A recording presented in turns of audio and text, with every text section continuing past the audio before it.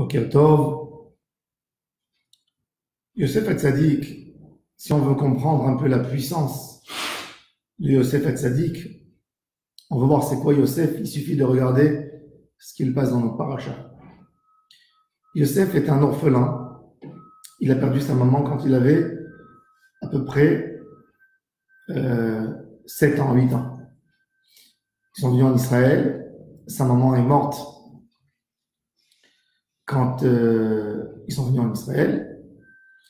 Son papa qu'il adore, pourquoi d'abord il lui rappelle énormément sa femme Rachel. Yosef ressemblait dans le visage à Rachel et à son papa. Et quand Yaakov voyait Yosef, il sentait que Rachel est dans la maison avec lui. Et son père l'a gâté plus que les autres, parce qu'en réalité, elle est Toledot Yaakov Yosef. Yaakov Avinu voulait se marier. Son vrai amour, c'était Rachel. Et la nuit du mariage, quand il se marie, il était sûr qu'il était avec Rachel. Et le matin, il se retrouve avec Léa. Donc, quelque part dans les pensées, le premier enfant de Yaakov, ça devait être Yosef. Ça ne devait pas être Reuven. C'est pour ça que la Torah dit « Ele Toledot Yaakov Yosef ». Ce Yosef Hatzadik, évidemment, a grandi comme un prince, gâté. Et il se fait détester par ses frères. Parce que ses frères pensent qu'il va les faire sortir du groupe, de la même manière que Abraham a eu 8 enfants et il y en a 7 qui ont quitté, il n'y a qu'un qui était successeur. Ensuite, Yitzhak, qui a 2 enfants, il y en a un qui a été choisi pour être successeur. Et eux, ils se disent, celui-là, il va venir nous faire du mal. Mais Yosef adore ses frères. Il est naïf, il ne comprend pas encore la méchanceté du monde. Quand son père lui dit, va à Shrem pour voir comment vont tes frères, avec toute naïveté, il va à Shrem, il quitte Beersheba, Hébron, et il demande, quand il voit un passager dans la route, il voit l'ange Gabriel, il lui dit, est-ce que tu as vu mes frères? Je cherche mes frères. Il lui a dit, tu cherches la fraternité, tu ne la trouveras pas. Il n'y a plus de fraternité entre vous. Fais attention, comme ça il lui dit l'ange. Nason mina ahva. Il n'y a plus de fraternité. Et Yosef s'entête quand même. L'ange Gabriel lui dit, ne va pas chercher tes frères. Ils vont te faire du mal. Et il va quand même. Quand il en vue de loin, Shimon et Lévi se disent, le voilà, il est venu, le rêveur. Il arrive. On ne lui parle même pas. On commence à le prendre, à le frapper, à lui faire du mal. Et il leur dit, mais pourquoi vous me faites ça? On ne veut même pas l'écouter. On le prend, on le déshabille, on le jette dans un puits avec des serpents, des scorpions. Et Yosef les entend du trou, du puits. Yosef est venu leur ramener certainement des cadeaux, un peu de leur père, des petits gâteaux, des trucs. Il les entend manger. Ils sont assis en haut, ils ont étalé une nappe et ils s'assoient pour manger. Et il les entend parler sans cri, sans rien du tout, comme s'il vendait un objet.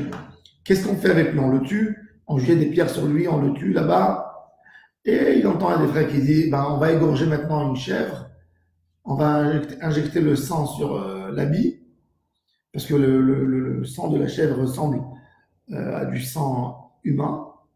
On va montrer à papa pour lui dire que Yosef a été tué par un animal.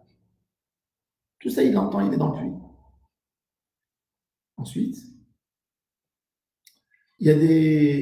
Yosef est en train d'hurler dans le trou quand il voit des serpents et tout ça. Et puis il y a un groupe de passagers, de commerçants ishmaélites qui passent à côté. Ils voient quelqu'un qui crie, il s'approche du trou, et ils voient un enfant, il faut sortir. Et il y a les frères qui se lèvent, qui leur disent, vous allez le laisser ici. C'est notre frère. Et les ishmaélites, ils les regardent et disent, celui-là, c'est votre frère? Il est nu, vous êtes habillé avec de beaux habits, comment il peut être votre frère? Arrêtez de raconter des histoires. C'est pas votre frère? Si, c'est notre frère. Ils veulent pas dire, il est en punition, etc. Bon, ils font un débat entre eux, et ils font un accord. Et en le vend, lui, on ne pose même pas la question, en le vend. Et il entend ses frères qui disent, avec cet argent, on va acheter des chaussures. c'est-à-dire marcher, écraser notre frère. Il se fait vendre en Égypte, il passe 4 types de commerçants pour arriver en Égypte. Quand il arrive en Égypte, il y avait un marché de pédophilie en Égypte. Les hommes qui avaient de mauvaises tendances, ils allaient dans le marché, il y avait des esclaves qu'on achetait pour travailler, et des esclaves pour faire uniquement des choses pas bonnes. Et Yosef se fait acheter par Potiphar. Yosef Hatzadik se fait acheter par Potiphar pour un but clair de Avera. Potiphar l'achète, et Akadosh Baruch Hu lui envoie une maladie très grave. Et il ne peut pas s'approcher de Yosef. Et Yosef a très peur tous les jours. Il va me profaner, il va me violer, il va me faire du mal. Et dans tout ça, tout d'un coup, la femme de Potiphar, elle montre à Yosef beaucoup d'affection. Mon chéri, tu es aimé. Avec toute cette affection qu'elle lui accorde, quand elle vient le demander à la Avera, Yosef s'éloigne d'elle. Cet enfant qui était tellement poussé. Parce qu'il faut savoir que, imaginez-vous que le peuple juif à l'époque, alors c'est Yitzhak, qui est très vieux, qui est aveugle, c'est Yaakov, et ses 12 enfants. Alors ce Yosef, qui a été, comment on dit, Korban, qui a été puni, qui a été frappé, qui a été Madame chez Saval.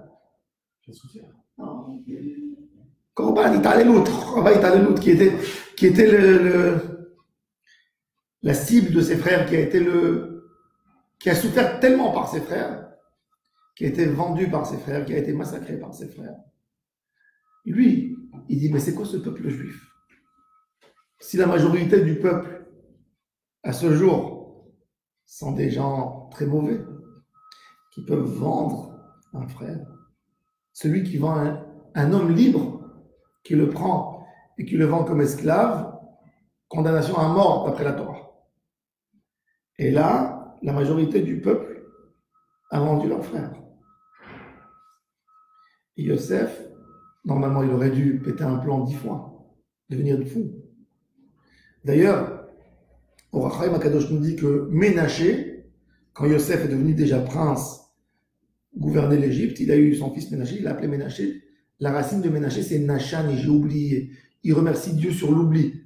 Rabbi Chaim Ben Attar, il dit, qu'est-ce que tu remercies Dieu que tu as oublié quoi? Que j'ai oublié la maison de mon père. Il dit, si Yosef se rappelait de son papa, Yosef a demandé à Dieu qu'il lui donne le Alzheimer. Parce que s'il se rappelait du confort et de l'amour de son père, et contrepartie, il se rappelait du mal qu'on lui a fait, il perdrait la raison. Donc il a demandé à Dieu, fais-moi oublier les bonnes choses comme les mauvaises choses. Vous ne pouvez pas vivre avec cette mémoire, se rappeler de ce qu'on lui a fait. Et ce fameux Yosef, tout d'un coup, il reçoit un compliment. 10 ans, ses frères lui ont dit, tu crois que tu es beau, tu n'es rien du tout, tu es un vaurien, tu n'es qu'un idiot, tu n'es qu'un petit. On a essayé de le rabaisser, on l'a vendu pour le détruire. Un homme perd confiance en soi dans tous les domaines. Et tout d'un coup, elle vient à la femme de Potiphar et elle lui dit, tu es le plus beau, tu es le héros, tu es le grand, tu es le magnifique. Rien que fait une avéra. Yosef, il a perdu quelque part. Il a vu, c'est quoi les valeurs du peuple juif? Il a vu que le mal que ses frères lui ont fait. Pourquoi pas? Il lui donne tout. Un enfant de 17 ans. Il se révolte contre elle. Elle le menace de mort, de prison, de manquer à manger, etc., etc. Et Yosef ne fait pas qu'à elle. Ça, c'est le grand Yosef. Ça, c'est le titre du Yosef Hatzadik. Sur Yosef Hatzadik, quand il va rencontrer ses frères, on va lire ça la semaine prochaine. Première chose qu'on aurait fait si on aurait été vendu par nos frères, nos propres frères, la première rencontre que tu les rencontres, ok, peut-être tu ne vas pas leur faire du mal, mais tu ne vas pas leur adresser la parole. Tu vas hurler, tu vas crier, si tu as un plein pouvoir, tu les mets en prison, tu les condamnes, je ne sais pas moi. Yosef, quand il voit ses frères, première chose qui lui vient, c'est de vouloir les embrasser. C'est les languir. Il rentre dans la chambre et il pleure. Il se lave le visage pour qu'on ne remarque pas qu'il a pleuré.